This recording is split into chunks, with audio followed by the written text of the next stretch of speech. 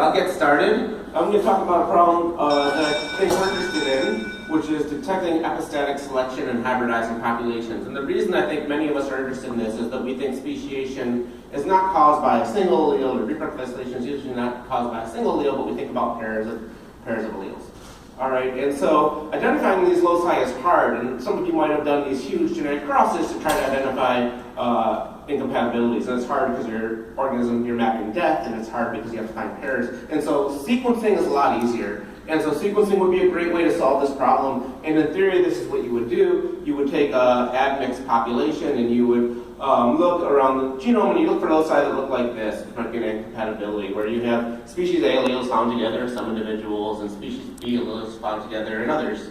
And that would be different than a case where you don't have an incompatibility, where you see ancestry spread across the genome. So I'm not the first person to come up with this idea. This has been done, and the results that we've seen in mice, fish, and Drosophila have been relatively consistent. What we see is massive positive LD by ancestry. So you see the same, you see alleles from the same ancestor, from the same species together more often than you would expect by chance. And this has been interpreted as many incompatibilities spread across the genome. But there's another interpretation, which might be that this is something that happens under neutral evolutionary processes. And so to think about that idea, I did a explicit forward population genomic simulation of whole genomes, 10 chromosomes that are each a Morgan long, and you watch them recombine over time.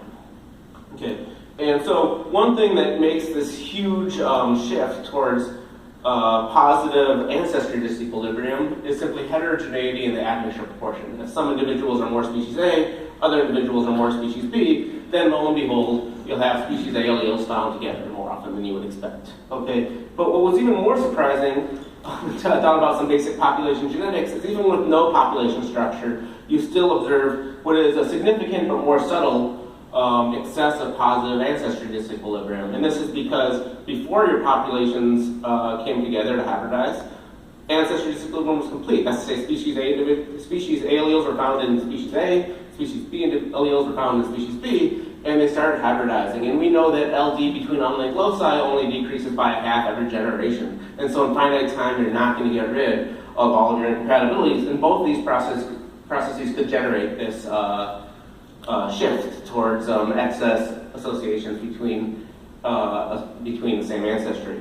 So there is this bias that you want to deal with, but there's also true signal. And so under some demographic scenarios, you do find true incompatibilities at the calendar distribution. So what do we want to do? There are some potential fixes. One is to take a partial correlation, so you regress out genome-wide ancestry proportion and look for LD conditional on that. That's a bad thing to do. Don't do it. It doesn't work. So I tried to do this. I tried one fix where I could tell you about it. It works a little better, but it's still not great. You can also try to do explicit demographic simulations where you think, oh, I might know the history. Let's simulate there and see if we look special there. I would be wary of that because maybe you get the demography wrong and you're just learning about how bad your demographic guess is rather than how important your incompatibilities are.